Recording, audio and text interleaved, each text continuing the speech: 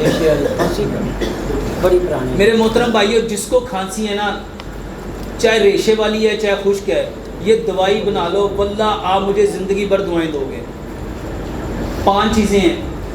1 गिलास पानी लो, 1 गिलास पानी, 10 बादाम और 10 छुआरे, इसको ग्राइंड कर लो, बल्कि इसको पानी में डालो, 1 चम्मच उसमें हल्दी डालो और 2 चम्मच उसमें गुड़ मिलाओ।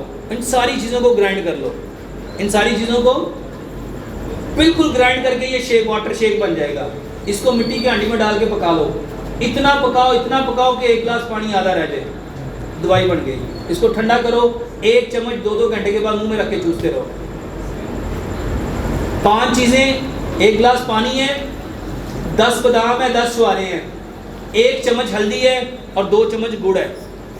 इसको ग्राइंड करेंगे, मिट्टी की हांडी में डालेंगे, इतना पकाएंगे कि 1 गिलास आधा रह जाए। इसको ठंडा करो। वल्लाह इतना ज़बरदस्त नुस्खा है खांसी के लिए। ये जिस बंदे ने बनाया उसने मुझे दुआएं दी हैं।